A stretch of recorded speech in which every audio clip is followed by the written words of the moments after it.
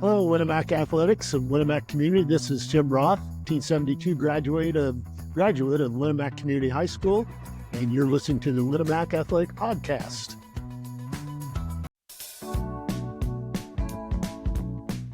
Welcome to the Winamac Athletic Podcast. Today's episode is brought to you by Sanders Foods. Whatever you're looking for, you'll find it at your hometown grocery store. First Federal Savings Bank. They don't want to be the biggest bank, just the best. Riverside Rentals. Discover canoeing, kayaking, and lazy river tubing right here in Winamac. Action Plumbing and Heating for all your plumbing, heating, and cooling needs. Been serving people since 1994. And now, the voice of the Winamac Athletic Podcast, Justin Roth.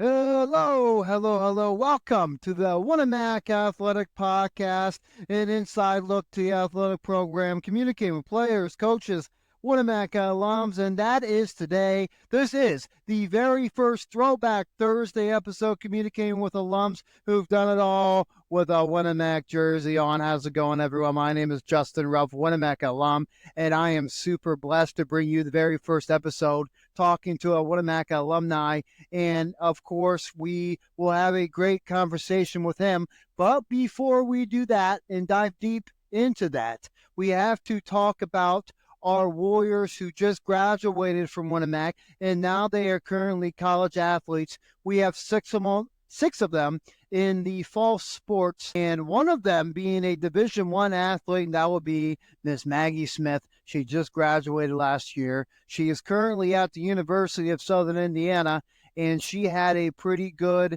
invitational. August 30th, she went to Bloomington. She finished 48th with a time of 17 minutes and 16 seconds.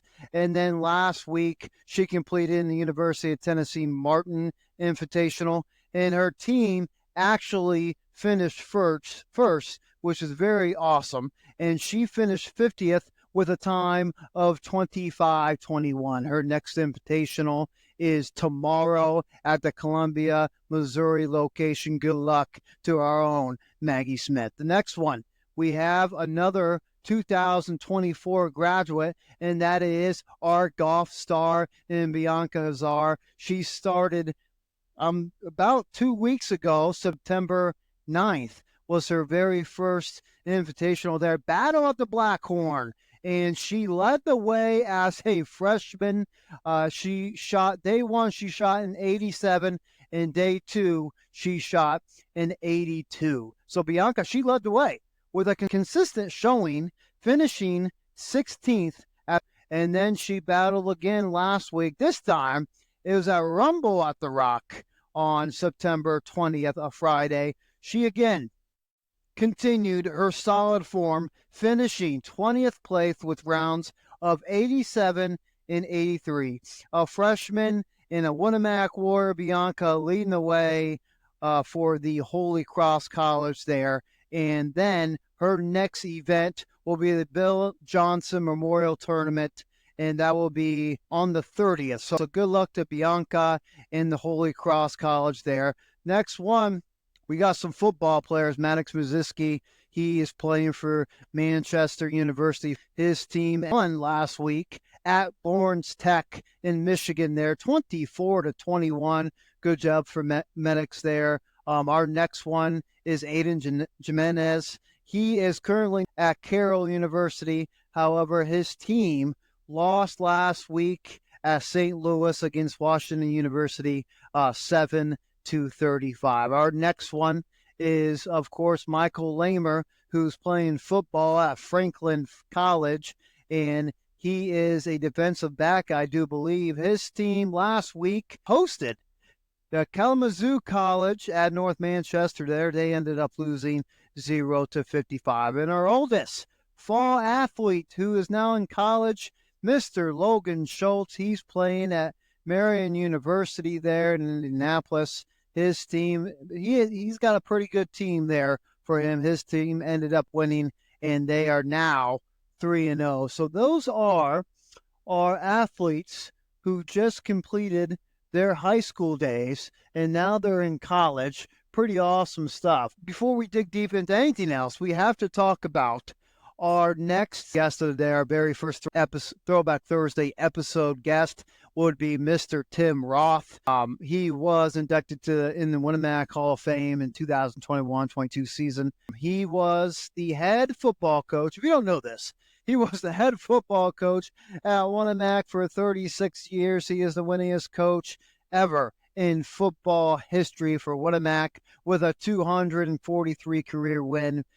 For him, he was able to win 11 conference championships, 7 sectional titles, and 2 regional titles. During his time as a head coach for Winamac, a football head coach, he coached 13 North All-Stars and coached in the All-Star game twice, one of them being in 1991 as an assistant. Then he was the big boy, and he was the head coach in the 2012-13 season as the North head coach. He was also able to serve as president of the Indiana Football Coaches Association in 2005. Coach Roth was the Region 4 Coach of the Year 3 times, and in 2014, no big deal, he was inducted into the Indiana Football Hall of Fame. While going into the Hall of Fame as a football coach, he was coaching middle school track at one time, middle school basketball, and he also coached high school wrestling where he led the Warriors to their very first undefeated regular season. That is some awesome stuff in school history. So Coach Roth earned multiple Coach of the Year awards, not only in football but also in wrestling as a coach. Tim Roth is also a 1972 Winamac grad. He lettered 8 times playing football, basketball, and baseball. And yes, my mouth hurts by just saying all the stuff that this guest has done in his career as Winamac. I can't wait for this conversation. It was a heck of a good one. I have nothing but respect for Coach Tim Roth, and we have some really good combos, really good topics that we went through with Coach Roth. I am truly blessed to have him. Our coming right up is the Winamac Hall of Famer, Coach Tim Roth.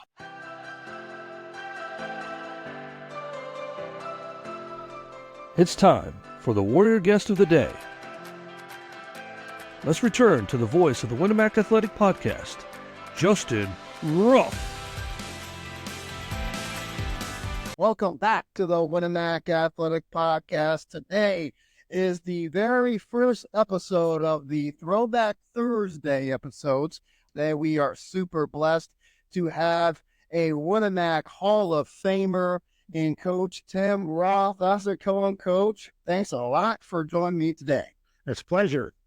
Now, we have, Coach, a lot to talk about, obviously. You're not only Winamac Hall of Famer when it comes to coaching, but you are a Winamac grad. That's why we have you on here. I didn't bring you on the street, but you did play some athletics back in your day. Let's obviously talk about that, your high school days. Now, if my homework is correct, and believe it or not, I did some homework. I know I did in high school. I saw your eyebrows raised going, like, what, I did homework? Yeah, that's new. But no, I did some homework, and you obviously played football back in your day, and you played basketball and baseball. Correct. And like you mentioned, you're a 1972 grad.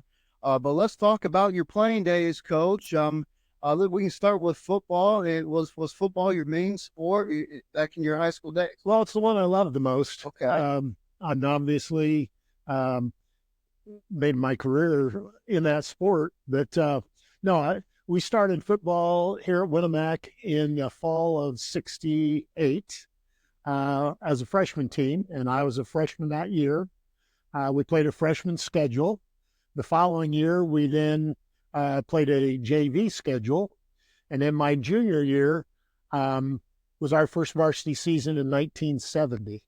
And then obviously my senior year, 71, 72, we had winning seasons in both, which was unusual for a program starting out. You usually went through a lot of growing pains, but it was a new experience for all of us and a lot of fun.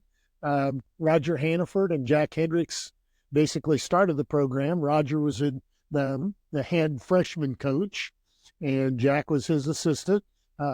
Became the defensive coordinator for multiple years. I wish I had off the top of my head how many years Jack was involved, but it was almost as many, if not more, than mine.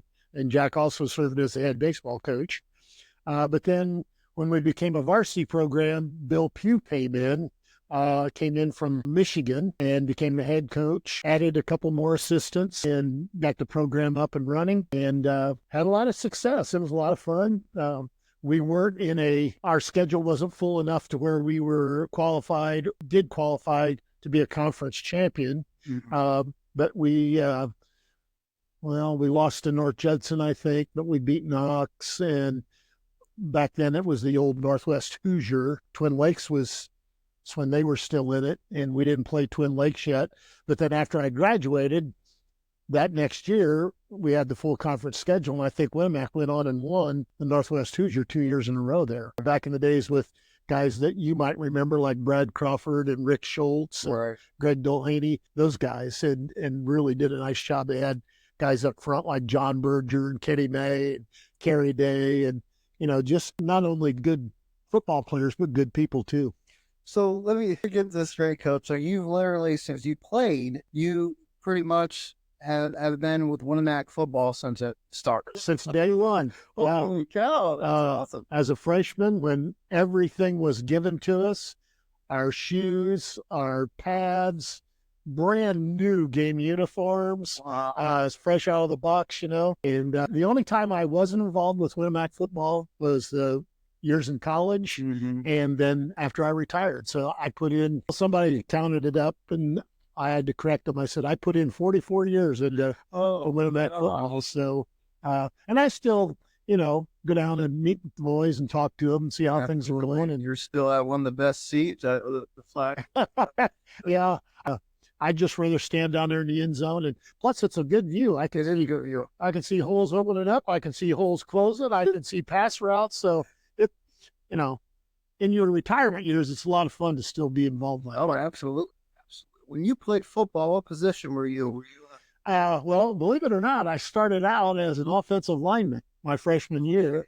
And then after that, I got moved to the skill position. I was a wing back on offense. Yeah. We ran the wing T. So I had a few carries on wing back counters and out the pass routes. We played what was called a 5-2. And, today, the position I played would be a cornerback. Back then, nobody threw the ball much, so I was listed as an outside linebacker. You count up, you got 11 guys on the field. You had the 5 front guys, 2 tackles, a nose, and 2 defensive ends, 2 inside linebackers, 2 corners or outside linebackers, because we were more of a run type defense. 3 yards in a cloud of dust, the old saying. That's literally what it used to be. A little bit of pass responsibility, but like I said, not too many teams were. The passing game back in those days wasn't what it is today. Yeah. Well, that's awesome, man. I know with football, you also played basketball. And heck, again, doing my homework, Coach, I saw that, teams that you were involved with and the players that you played with, you played with some pretty good players when it comes to basketball. I know you played under Jack Heath. Right. Now Jack Heath and Joe, were they brothers? They were brothers, yeah. So he took over after Joe, correct? Right. Okay. Yeah. So you played under Jack, but you also played with guys like Dwayne Dickensheets, who's a pretty good rebounder, Hall of Famer Brad Crawford, who you mentioned. You also played with Dwayne Galbraith, who ended up being a coach later on. Right. Mike McFarland, Mike Buchanan. Yeah, I mean, a lot of good players on that team. Yeah, Winamac had some success back in those days. I was the only sophomore to get a dress on the varsity in 1970. That's the year we upset North Judson in the sectional and won it. Got to go up to Notre Dame and practice in the ACC, which, we walk out there and look at us like, holy cow, we've never been in a place like this. So the Hoosier situation. Yeah. I know the little farm boys go to the city, you might say, but it was a lot of fun. We had a lot of good players, Mm-hmm. had some success. won a conference championship our senior year. Dwayne Dickensheets and myself were the two seniors that started. We were also the two team captains. And then we had Scott Poor and Jerry Cords were juniors, and Greg Doheny was a point guard, sophomore. Greg, God rest his soul, he's passed away, but he was his sophomore year, he was our starting quarterback, point guard on the basketball team. And I think I'd have to look this up, but he was one of the top golfers on the golf team. Oh, really? And went on and had a great high school career. So, I was very blessed and fortunate to play with a lot of great Winamac athletes. And that was the same thing in baseball too? Yeah. Baseball-wise, I didn't start playing baseball until my sophomore year. And I was a left-handed pitcher, played first base, and played a little bit outfield. Who was the coach then? It wasn't Mark Hendrick. Well, it was his dad. Yeah, I was just messing with you. Yeah, Jack Hendricks was the head baseball coach. Okay. And at that time, we didn't have a JV baseball team. You went right into varsity competition. And so it was a little tough to get started. Baseball-wise, we held our own too. We had, at that time, Twin Lakes was probably the premier baseball program in the area. And then Logan Sport kind of took over after that. And Logan had a phenomenal run there at one time with Jim Turner as the head coach and so on. We held our own. I think we finished above 500 every year. So, and it was a lot of fun. Sure. Half of athletics is being able to get along with your teammates and share experiences. And we were all friends on and off the court, off the field. That's important. Yeah. Definitely is. Builds for good team chemistry. Absolutely. All right. Well, let's move on to your college days, Coach. Now, unfortunately, you have a Purdue hat on, but that is not the school that you went to. No. Good for you. I'll go through your college days. Well, I don't know about that good for me. I had two brothers that went to Purdue and the Purdue ag business field. So, and my sister, Jean Reif, went to Indiana State to become a teacher. Okay. And I went down there a couple times visiting her, went to a football game, whatever. And I thought I was good enough I might be able to play there. Well, I got recruited and soon found out I wasn't good enough to play there. They had a few boys that were a little bit bigger or a little bit faster, a little bit stronger. So those things didn't work out, but I stuck it out because after that first year, I'd made a bunch of new friends. And I'll tell you, at first semester, I came home and told my mom I wanted to quit. Oh, boy. Because I started out in, believe this or not, medical technology. And it was like, I didn't do well in a chemistry class, and I had advanced biology and all this stuff. And it's like, oh, I'm overwhelmed. I'm just quitting. A good friend of mine on the football team, Bill Mitz, who went on to transfer to Drake and play there, and has had a very successful football career coaching wise up in the Chicagoland area. He convinced me, he goes, your playing days are done because you ought to get a PE degree and get into education.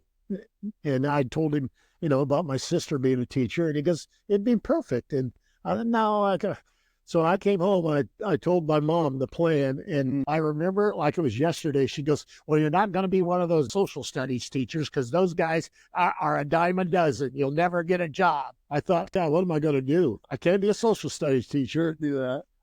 I just had bad experience with the science department. I am not good at science. Poetry is really not my thing either. So the only thing left that was marketable to get a job was mathematics. So I became a math major and off with it. I had my way through that and luckily graduated and had a couple job offers and took advantage of it. Oh, that's awesome. That is awesome. And was it 4 years then? Yeah. State? I was there from 72 to 76. Okay. I actually left Terre Haute. The last year we were there, did my student teaching and started on a master's program right away. And Linda and I were married that year. We lived in married student housing. And then got a job opportunity, but of all places, Bremen. And I said, yeah, I'll take the job. And no sooner than I did that than Boyd Reedaboo, who used to be the elementary principal here in town, called and said, hey, we've got a middle school math opening. Would you be interested? And I thought, okay, I got a wife that's pregnant. We're from here. I got to get a job. This way we wouldn't have to move to Bremen and not know anybody other than the guy that hired me. So I called Bremen and said, I'm sorry, but I got an opportunity to stay in my hometown. I don't know that it'll work out, but for the moment, this is going to be easier on my family. And later on, our family motto was always faith, family, and football. And I said, I got to think of my family first. And luckily, the guy was very understanding. He says, I completely understand. Good luck with your job. And I went down and signed the papers. Boyd hired me, and the rest is history. Oh, that's awesome. With Bremen, were you going to be coaching there? Or was Yes. That, so that was the other thing that was kind of a drawback. I would be coaching junior high football, but I would be the head girls basketball coach. Oh. And fresh out of college and newly married, I didn't know. And at that time, girls athletics was just getting started and so on. I didn't know how that was going to work out real well. So that was offered to you. Yeah. And lo and behold, a guy by the name of Marty Huber took the job, and Marty ended up being, at one time, was the head girls basketball coach and the head football coach there at Bremen. So okay, I would have had opportunities, I'm sure, but Bremen's good. Yeah. School too. Yeah, good school system, nice community. Sometimes I think back and think, maybe I should have done that, but yet I look back on my career and I don't have any doubts. It was a lot of fun. Well, I don't want to sound mean or anything. I'm happy you didn't. Yes, I don't have No offense to Bremen, but no, absolutely. Well, that's a cool story. I didn't know about that. Yeah. That's awesome. Let's head right into that, Coach, into your coaching career. So you're at Winamac now. Bremen offered you those positions. When you got here at Winamac, were those also offered to you? Any coaching positions? Well, at that time, Justin, you weren't offered, you were told. And I was hired in with a guy by the name of Rick Byers. Okay. People will remember that name if they're familiar with Winamac athletics. And we were, there were 2 football positions, 2 basketball positions, and something else. And I don't remember what the third one was, but we were given an opportunity to coach those 2 sports. And so Rick goes, well, you're from here. You choose first. And I go, no, you're the guest that's coming into town. You take your pick. He goes, well, I'd rather have the basketball job. I said, okay, I'll take the 8th grade football job. You can have the 7th grade job. You take the 7th grade basketball. I'll take the 6th grade, which worked out well for me because then I became the middle school assistant wrestling coach right after that short 6th grade year. But my 6th grade basketball team, you'll know these names. Troy Schultz. Oh, boy. Randy Miller. This is 6th grade. In 6th grade, Rob Malco. Dana Pugh. Just to name a few of them. We went 9-1, and I thought, oh, this basketball stuff's easy. But you know what? I heard more bickering in the stands coaching 6th grade basketball and why my kid wasn't doing this or that. And I thought, I really did make the right decision taking the higher football position than basketball, because I don't think I could do this basketball stuff. Oh, that's awesome. So was that, how many years you coached basketball? Just the one. Just that one. So Yeah. 9-1, your basketball coaching career. I won 90%. I won 90% of my basketball games. That's right. That's pretty good. And I told Rob Malco, you can shoot from the showers if I let you, but you don't play a lick of defense, do you? I remember setting him one game because he wouldn't play any defense, and he kind of looked at me like we got behind. He kind of looked at me like, am I ever going to get back in the ball game? I said, Malco, get in the ball game, and if you don't play in defense, I'm going to sit your butt again. Well, he went in and got about, this is 6th grade basketball, right? And I think he scored about 8 or 10 points in a row, and we won the game. And believe it or not, he actually had a couple steals in the ball game too. Oh, look at that! Yeah, and I'm sure in the 6th grade you didn't hear Bill or Dorothy at all. No, No. Knowing that. Well, that's pretty cool. That's pretty cool. So yeah, middle school basketball, middle school football. What I didn't know, Coach, which is awesome. Lots of people when they hear Coach Tim Roth, boom, your first reaction is football, right? You think about football, which obviously they should, but what people don't really know, which I didn't know, that you coach wrestling before basketball. Right. And like I mentioned the sports that you did in high school. Wrestling wasn't in there. No. So let's talk about your wrestling coaching career. Well, Winamac started a wrestling program my junior year. It was when Bill Pugh came to town. Right. Yeah. And they, I don't remember what their record was. I should have looked all this stuff up. But he had a lot of kids out. I think a lot of kids that didn't play basketball saw it as an opportunity in wrestling, you get in great shape. Right. And it's a test of will. Mm-hmm. But that first year I was back, Bill came to me and asked me to be his assistant. I said, Bill, I don't know anything about wrestling other than a methods class. And I said, I took that methods class at 8:00 in the morning. I said, more guys were puking than doing wrestling moves. This was college years. So anyway, that first year I helped Bill out. Well, then Bill decided, I'm not going to do that anymore. And it's like, oh, geez. And at the same time, Dave Duncan, who was the head wrestling coach, got an opportunity to move back to he and his wife's hometown, which was down around Crawfordsville, and he became the head wrestling coach at South Montgomery High School. Okay. So that left an opening. Well, guess what? They were told, hey, you have a year of experience under your belt. You know what's going on. You can do this. And they threw me into the head wrestling position, which at that time wrestling was brand new and people here in town didn't know a lot about it. The wrestling they knew was the pro stuff that you're jumping off, ropes and right. Hulk Hogan. Yeah, Hulk Hogan stuff. And back in those days, it was Dick the Bruiser and the Medics and all those kind of people. So wrestling had a kind of a bad vibe, a bad name. Right. And I thought, well, I could use the money. So, yeah, I'll do it. Had some great kids in the wrestling program, the Shank boys, the Pew boys, Ed Rebu. Terry Ward was a state qualifier while I was there. That was a whole new experience. And we wrestled in the Northwest Hoosier for 2 years and then in the Midwest Conference for the rest of the time. They made me look good. I was coach of the year in both conferences, which was quite an honor. Honor for the kids, actually, because they did all the work. But we had our first undefeated season in school's history. What year was that? Can you remember? Well, that would have been 70. Gosh, yes, I don't remember. 78, I think. Okay. I'm not sure. Right. We put on a wrestling meet with Tippecanoe Valley as a school convocation. They agreed to come to Winamac during school hours. The whole student body was there. Luckily, we won. We didn't look like fools, but then we had to turn around the next year and go to their place. And again, we were able to defeat them.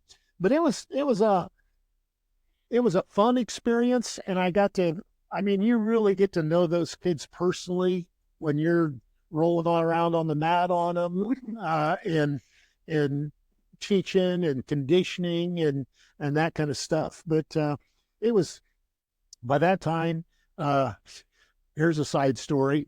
We have a wrestling meet against Caston midway through the season. My wife is 9 months pregnant. She's got our oldest daughter there who's 3, I think, or 2 or 3. And Caston at that time was really tough. And it came down to the last 2 matches. We won the next to last one, which tied it. And then we had to win the heavyweight, which was Jerry Enspaw. And Jerry luckily pinned the kid. But my wife jumped up in celebration or jubilation or whatever. And oops, we went to the hospital that night. early in the morning and had our second baby girl. It's like, but a growing family at that time, and I'd been moved up to a varsity assistant in football, which took more time than the junior high positions. And when Rex Bowser left and the head coaching position was open, I did it for 1 year, and I just found out it was way too much trying to do too many things. I wanted to try to do things the right way. So I gave up. I had a good assistant at the time, Tom Blackburn. I said, Tom, you're ready to do this anyway. And he took over the wrestling program, and I became the head football coach. So that's awesome. That's what I was going to ask you. So you did wrestling varsity and football varsity for 1 year at the same time. Correct. And that was, so you took over after Rex Bowser, Coach Rex, in 1981, Right. 82. Yep. Okay. So how did that story come to what happened? I know you said you were assistant for 4 years. Right. Coach Bowser took a position at Bluffton, Correct. I do believe. Yes. Were you just the next man up pretty much, or were I that work? I don't know how much interviewing they did back then, but there were two of us that went through in-house interviews, myself and Greg Cook, Okay. who was a good friend of mine. And Bob March was the AD at that time. Bob knew my background. I'd played for him JV basketball my freshman year.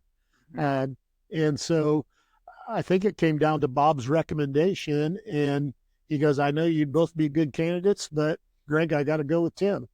And so that's how that came about. I asked Greg to stay on staff.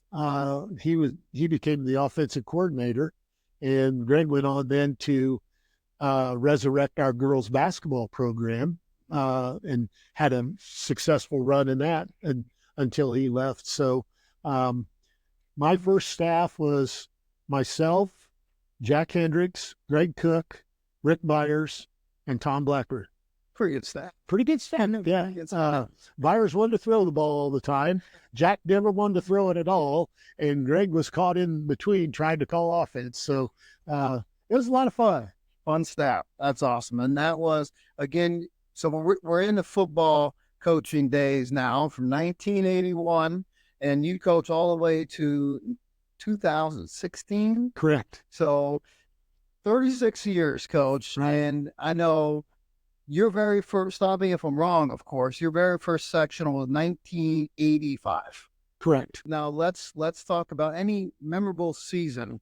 I know you have a lot of them, but I mean, like I said, you had 7 sectional titles. Your first one being 1985, 2 regional titles, 2000, 2013. Let's talk about any years, and it doesn't have to be a sectional year, but any year really just, man, you look back at it now and you're like, man, that was a good year. Or just anything like that. Well, the good years everybody likes to talk about. The bad years are the ones that probably stick in my craw the worst, because we had a couple spots there where we didn't do so well, like 3-6, 2-7. And we did it for 36 years. Well, I mean, come on. And those players were great kids. They just didn't have much ability, and you can't hold that against them. The one thing I'll say about our kids is they always played hard. It's just some classes weren't as good as others, and they ran into teams from other schools that were maybe going through good years. But all 36 of them, I could go back and tell you stories about each one of them. 85 was kind of an average year, but then we put it together towards the end of the season and won the first sectional. If we back up a couple of years, back when they had the cluster system, yes, which was a pain in the, sounds awful. You had to play, clusters were 5 teams. You had to play 4 games during the regular season and win that cluster in order to qualify for the playoffs. Well, in 1983, that was Troy Schultz and Randy Miller and that bunch. Perry DeGroot was our quarterback. We won the cluster. We went 10-0. We knocked off North Judson at Liberty Field. They had a 30-game home winning streak, and our fans stormed the field afterwards, tore down the fence, and that was a nightmare itself. I got hit in the head with a football helmet, about passed out. But that was our first tournament success. And then we went on to lose to Bremen in overtime, Bremen of all people. And they went on to the semi-state. Then in 85, we ran into a very good Adams Central team, which if you look nowadays, Adams Central just moved up to 2A because of their success factors. They've had a tremendous run in football. Right. And it started way back then. And then we went through kind of a dry spell until 1990 with Brian Schultz and Maury Caston and that group. Mm. And then in 2000 was our first semi-state team. And my two sons were on that team. Austin Clark was our quarterback. My two nephews were also on that team. We had a good mix. We had 12 seniors that were all players. Mm. The majority of them were starters. A good class right behind them. And then our freshman and sophomore groups were decent numbers as well. Austin Cowley tore up his knee right at the start of the season. He was going to start on defense, which then took my younger son, Parker, who was a freshman, threw him in, and that was a nightmare for Dad because you know how people talk, and he's not playing because he's a coach's kid. He's a freshman. Why there's got to be somebody older than him that's better than him. And so I left that all up to Mark and Jack. Mark was the secondary coach. Jack was the defensive coordinator. I said, if he's good enough to play, I'll listen to the Boo Birds. If he's not good enough to play, please find another kid to take his spot. Well, they went with him, and Harper had a great year as a freshman. Yeah. And that team's probably the best team overall that we've had, simply because they went to the semi-state in 2A. The 2013 team went in 1A.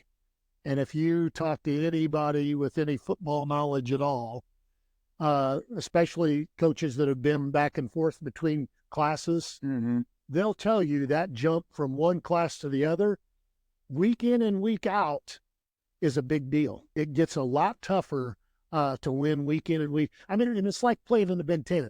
Right. You've played in the Big Ten for a while when you've banged heads week after week after week. And why do they play the Patsies at the start of the year? Well, to get some momentum so they can get through that season. Same thing in the high school tournament. You want to beef up your regular season schedule some, but you don't want to get beat up because that grunt, you got to win 6 games to be a state champion. And that 6-week grind can get to you, especially because the last half of that, you're probably going to be playing in the elements. Right. And you're going from sweating your butt off in August to freezing your butt off in November. And, but I'll never trade those memories for anything. Oh, absolutely. I remember, well, first of all, you beat me. I was going to ask you that question because, again, you had 2 regional teams, which, and I have a bunch of conversations with a lot of my friends, and we always, go on to the question, who's the best team? What was the best team in football history for Winamac? You always have 2000, you always have 2013 come up. And, and I thought, hey, I'm going to have the coach on a podcast and ask him that question, but you think it was the 2000 team. Yeah, they were both really good football teams. Right. But I think if you line the two up against each other, the 2000 team had a little more drive and determination. And that's not taking anything away from the 2013 team because they were really good too. We just ran into some unfortunate circumstances.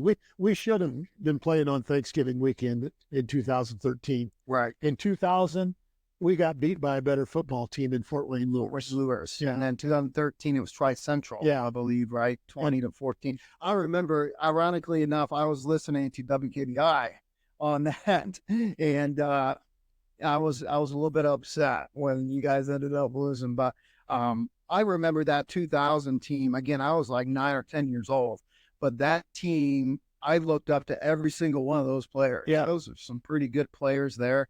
Of course, the Burgess brothers. I don't think Coach Burgess was on that team. I know Brandon was. Right. But that's pretty awesome. That again, now they're there coaching our Winamac Warriors today. Yep. So those two teams there, and then of course your last sectional in 2016 was a pretty good one. I remember seeing you guys in 2012 because that was the freshman squad. When I was a senior, those freshmen were all the seniors on that team. So we got Zach Schuyler. I remember seeing him win that sectional. That was a good one. I think against West Central. Yeah, we had gotten beat during the regular season by West Central. Yeah, it was a armed forces night. We wore camouflage jerseys, played at home. It rained. We had 5 fumbles and we got beat. Well, the tomahawk. Yeah, lost the tomahawk. I remember that. And then it was, okay, how do we get a mindset? So I tried selling the kids on, hey, if we just hang on to the football, it's a whole different story. And we're going to do a couple things a little different defensively. Right. Because they were running kind of a speed option type offense. We're going to do some different assignments here to try and confuse them. And we went over there. They had beaten us by, I think, 36 or 40-some points. It was a lot. It was lopsided. Yeah. And then we came around in the sectional and did the exact same thing to them. Right. And I'm telling you, they walked to that locker room with their tail between their legs. They didn't know what hit them. And we celebrated on their field and made the most of it. It was awesome. Again, I was there. And I loved every minute of it. I did go. It was awesome. And again, it was awesome to see some of my freshman buddies when they were freshmen, now seniors. Have that success, yeah. That was awesome again. And then your last one was your 2016 one. Pretty good squad there. The Brum kid, Luke Pugh, and really good squad. Jackson Grew. I don't know why I forgot about him. He was a heck of an ad. Jimmy. Yeah, I mean, just, overall, it's a really good team. I remember because I was doing the school board in that game when you guys won sectionals there. Whiting? Was it Whiting that you guys, or was it might have been. We beat Breland for the sectional championship. There's a Breland again. Yeah, first time I'd beaten them. And then we lost to Whiting up there. Okay, it was Whiting Regional. Gotcha. Okay. Actually, that year started out pretty rough. Oh, yeah. We dropped our first 4 games, and we got beat by less than a touchdown in all those games. And it's like, what are we doing wrong? Full of athletes. And we had skilled guys. We were a little weak up front. We started a couple of younger kids up front, but they ended up doing a marvelous job for us. But then we got the corner turned, and we went on an 8-game win streak there, and the kids started believing in themselves. I had announced after week 4, well, I met with the administration and told them I wanted 1 more year. That year, that year 16. Okay. And but I kept it quiet and asked them to keep it quiet because of certain things that were going on. Mm-hmm. And so after week 4, I'm sitting in the coach's office, and it's like, you're 0-4. Yeah, we're 0-4 at that point. And I'm thinking, why didn't I just hang it up? And I said, guys, I'm going to retire. And then word got out, and I thought, I got to tell my players this before they hear it on the street. Mm-hmm. So one night at the end of practice, I told them that this was going to be it for me. And well, that was like flipping their switch. Okay, wait a minute. So you told them when you were still winless, right? You told the players that. Yeah. And then they came and turned it around. Yeah. Well, I didn't know that. Yeah. I didn't know that you told the team that.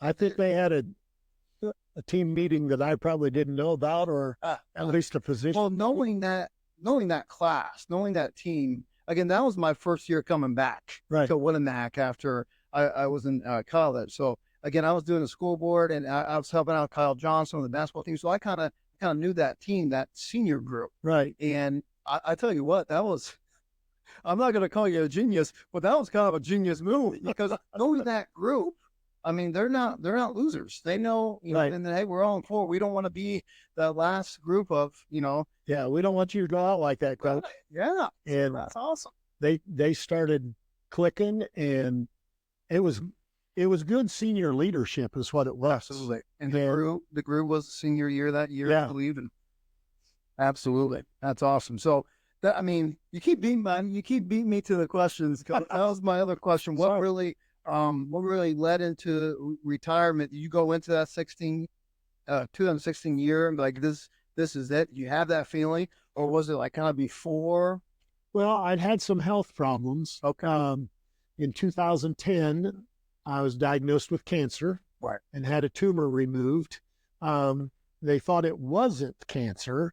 And then lo and behold, when the tumor went off to pathology, you got cancer. So I had 2 surgeries right before the season started. In fact, the first 2 games, I was up in the press box because I was on crutches and I didn't want I remember that. to get hit. That was 2010-11 season. Right? Yes. That was right after I graduated. Yeah. Yeah, I remember that. Eric Sass's senior year, I do believe.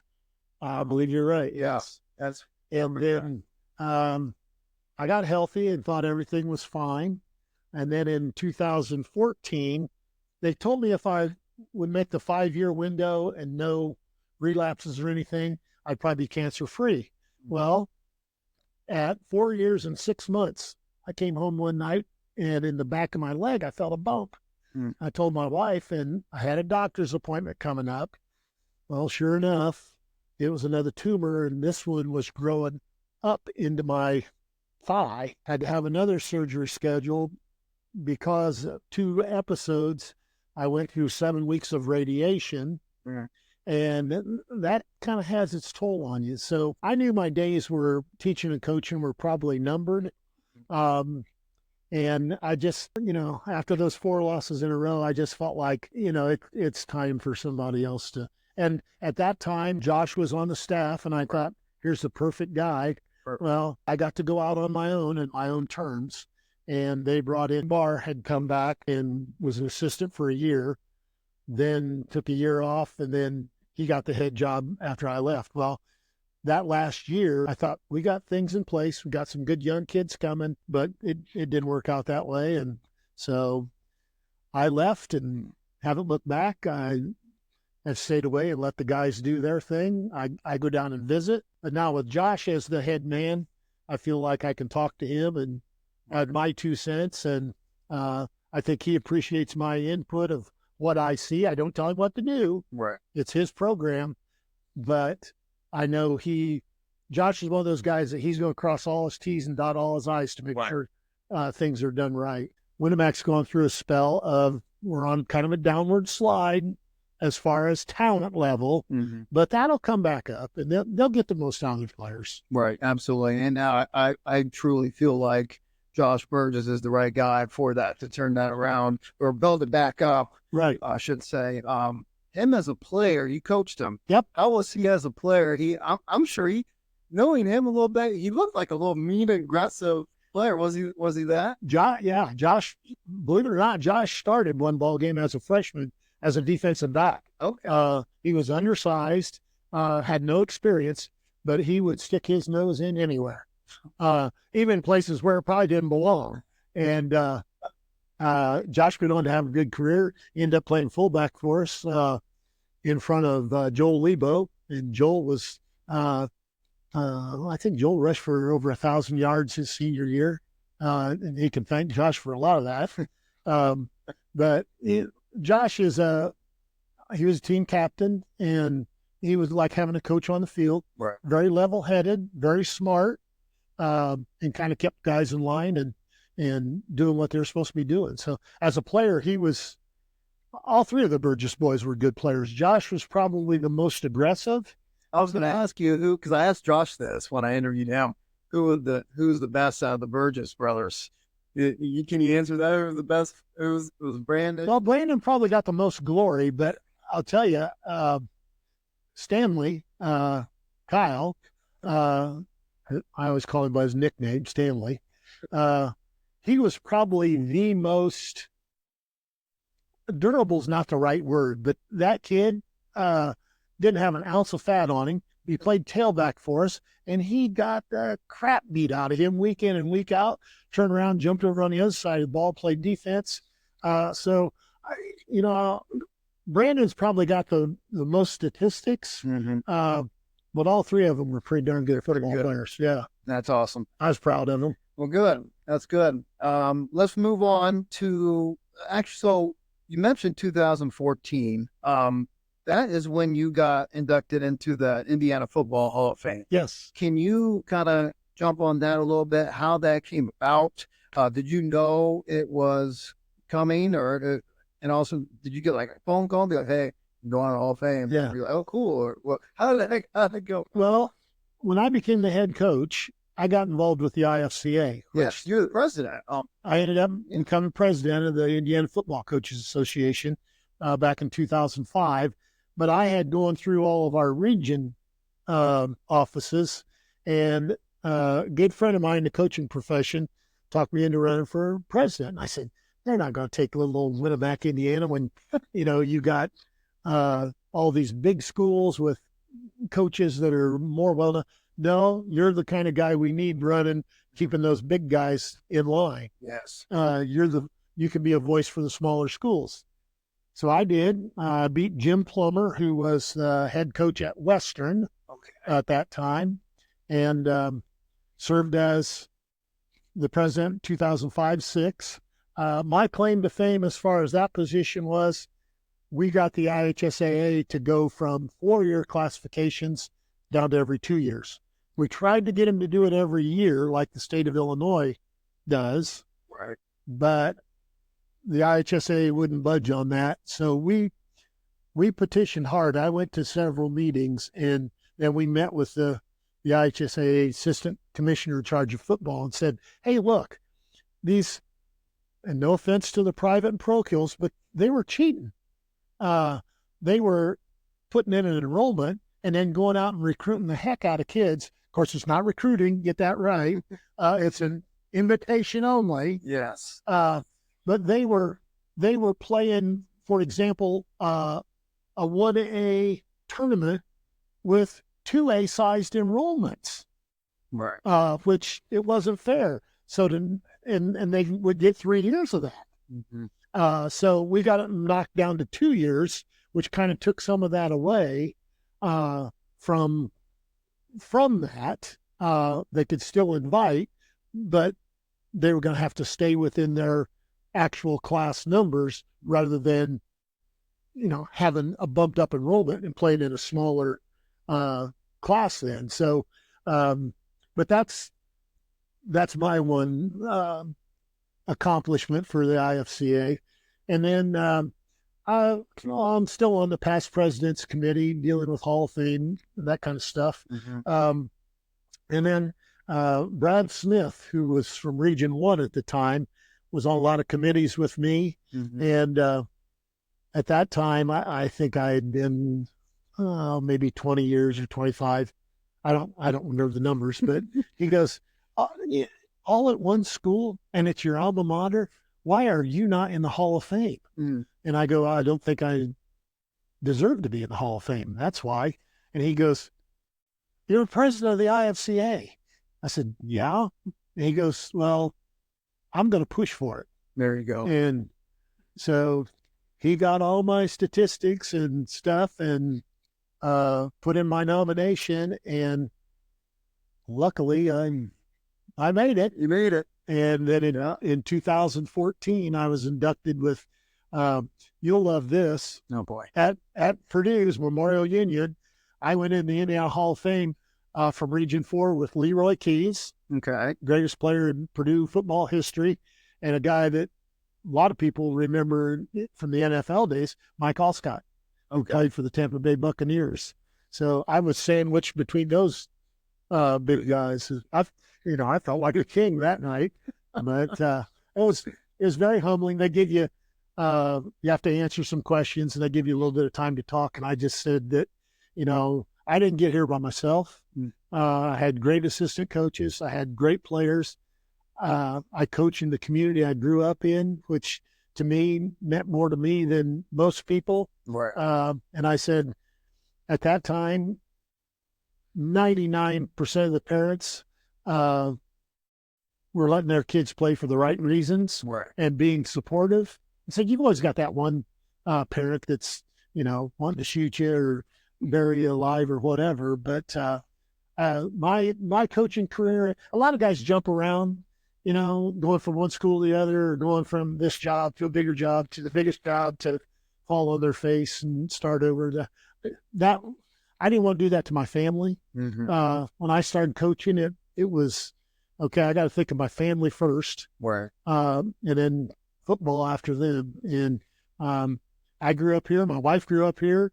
We knew it was a great place to grow up and felt like it was a great place to raise a family, but there's nothing to do according to them. And that's the way we like it. Mm-hmm. But it's, I look back on my career, and the only thing I'd have probably done different was come up with a way to win those two semi-state games. I know it. So that we could have played in the dome. But I have the fond memories far outweigh any scandals or bad memories I have of really teaching and coaching both, Justin. Right, absolutely. I mean, you've definitely coached. You've definitely put your footprint in this community, in this school. And like I mentioned, when you see on out in town. I mean, I know from my view, just respect, just boom, just pops in my head. I respect the crap out of you, and I did it when I was in high school. I did when I was in your math class in middle school. There's a lot of respect to you and what you've done. I know with just Winamac, with the traditions, we have a lot of traditions, especially in football. Right. I know with WKBI, there's a great award for your son, Right. Tyler Roth, WKBI award that Maggie Smith was just awarded that. Right. A really awesome award there, and that's been going on for some time. Right. It will continue to. And then every time a football team wins for Winamac, they go and ring that tradition bell, which is awesome. I know I was talking to a middle school parent, and she said they just won their first home game, and their biggest excitement was to go over there on the side and ring their son's bell. And that is some awesome stuff, Coach.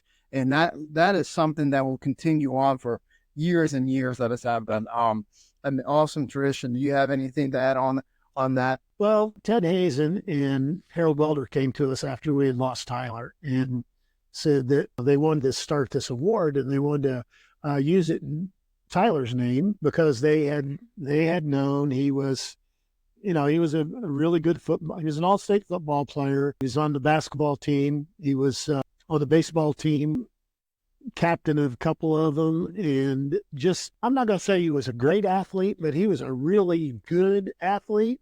But he was also involved in the fine arts program with Mr. Shutrow. He was a student body president his senior year, which took up a lot of his time too. Very involved in church. He was an altar boy all the way through school. He was the definition of a student athlete. Right? Yeah. Absolutely. Yeah. And we always called him our All-American boy. Not to say that he didn't, cause Dad to lose hair and a few headaches and things like that. But they looked at him as kind of that way. We were very honored and very humbled that they would do that. And we just felt like, though, here in town, we had been places where they'd had victory bells and saw Tyler's senior year, we went to Eastbrook, and one of our players, which we didn't know it at the time, or we'd have never let it happen, went down and rang their victory bell, which was in memory of one of their players. Well, that caused a real stink, and we had to deal with that. So we we learned what those meant to schools and traditions and things like that to get started. So we want to start something like that here. And we thought, what better way to remember Tyler than put up a victory bell, and after each win, ring that bell for all it's worth. So my wife got on the internet, and we found this bell, believe it or not, actually came out of a old church in North Carolina from back in almost colonial days, where they would ring the bell for church services, but they would also ring the bell in case of, not an attack, but a raid. Okay. We've got the history of it. It's really cool. Wow. And we were able to purchase that. We had to drive to Crawfordsville, Indiana, because the church had given it to this family, and this family had relatives in Indiana. It had to be works from higher up for this to all, come full circle to get it. But we got it and brought it back and assembled it. And I didn't know that about the bell. Yeah, it's pretty cool history. Yeah, we're pretty proud of it. Oh yeah, absolutely, you should be. Again, like I said, it's a tradition now for not only high school, right? Middle school. Yeah, I think those old middle school guys get a big charge out. Oh, absolutely. I don't know what's more fun, running down to the bell or actually ringing the bell for down. Running to it. Be the first one. Yeah, be the first one there. The first one. Well, hey, Coach, this conversation is absolutely, I know for me, absolutely enjoyable. I've learned a lot. Likewise. And I do have to say, I am thankful you didn't accept the Bremen job. We wouldn't be here today. Well, we wouldn't be here today, probably. Well, hey, Coach, again, I can't thank you enough. Just great combo. Do you have any last words or comments before we leave today? I just appreciative of the opportunity to talk Winamac athletics and share my experiences, and wish all the athletic teams continued success. If they're not having success now, hopefully they'll get some here in the near future. And I guess the last thing, I guess the football team says Roll Tribe now. I've never gotten into that because I'm not an Alabama fan. We started Warrior Up. And I know that's not big on you because we copied that off Purdue, where Joe Tiller's wife started the slogan Boiler Up. Well, Brian Houston and I started Warrior Up. So I guess the last thing I'll say to our fans is Warrior Up. Warrior Up. That's a good one. Again, Coach, thanks so much. That was Winamac Hall of Famer Coach Tim Roth joined us today on our very first Throwback Thursday episode. Super excited to have him on and have many more Winamac alums to jump on to tell stories about their time as a Winamac Warrior student athlete. Next episode will be 2 weeks from now. This will be a bi-weekly episode segment, and it will come every 2 weeks. We will bring on a Winamac alum, so stay tuned. Next, in 2 weeks, we'll have our next guest. Hey, thank you so much. You're doing it. You've listened to the Winamac Athletic Podcast. Thank you for listening to the Winamac Athletic Podcast. Today's episode is brought to you by First Federal Savings Bank. They don't want to be the biggest bank, just the best. Sanders Foods. Whatever you're looking for, you'll find it at your hometown grocery store. Riverside Rentals. Enjoy canoeing, kayaking, and lazy river tubing right here in Winamac. Action Plumbing and Heating for all your plumbing, heating, and cooling needs. Been serving people since 1994. We would like to thank our sponsors for sponsoring today's show and being part of the Winamac Athletic Podcast. Hey guys, don't forget to subscribe. Go Warriors!